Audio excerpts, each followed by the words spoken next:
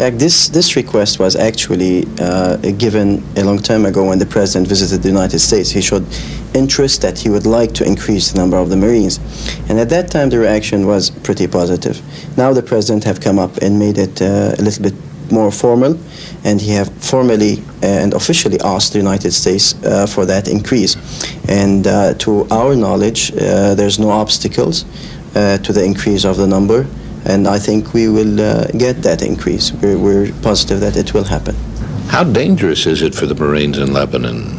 Are they likely to get shot at? I don't think there is a lot of danger for them, because the Marines are going to areas which, after the foreign forces pulls from that area and after you gather all the weapons, as is the case in Beirut right now. So there's no direct danger that it's going to be a hit between the forces there. I mean, there's always a danger of a bomb exploding between here and there, but I don't think there's really direct danger on the Marines. And you have to keep in mind that what they're doing now is really getting that country back together, so that for getting stability in Lebanon will be a first step for stability and peace in the region. So they're in a peace mission than anything else, and they're loved by the people. They're well respected. I think the Marines, they're feeling very much at home in Lebanon. How long are they going to stay? How long is this going to take? Well, we're hoping around a year. After that, the Lebanese armed forces could really take over. It should be maybe a little bit more than a year, but it's around a year. Is there a danger that the United States is going to become so deeply involved that it'll become entrenched in Lebanon? Lebanon is a test. I think not only for Lebanon, but it's for the region. Everybody is looking for how would the United States solve the Lebanese problem. And I think after that solution, then you would see a lot of even radical Arab countries looking for the United States for help, because then they know that the United States means business. They know they'll stick to their friends, which is something that haven't done for the last 8 years, except when Reagan came to power.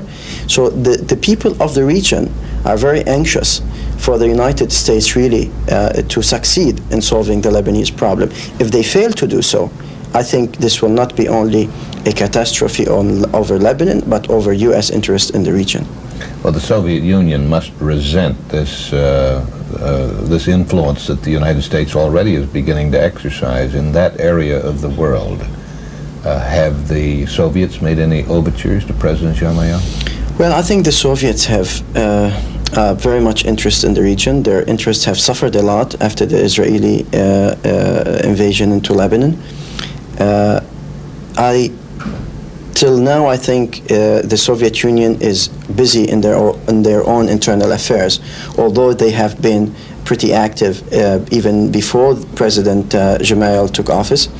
I think what we should expect, especially after Andropov came to power, is an active policy towards President Gemayel and towards Lebanon, and I would go a step further and say even towards Israel. Will Syria and Israel ever pull their troops out of Lebanon?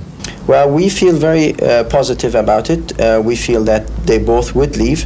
As I said, the momentum have started. We will need help. It's not easy, but we are determined. We are determined to really get all foreign forces out of our country. We have fought for 8 years, Jack. We paid a very high price to reach where we are. And I think everybody ought to know that we're willing to fight for 8 or 10 more years and lose more of our people, because we have the determination and the will to survive.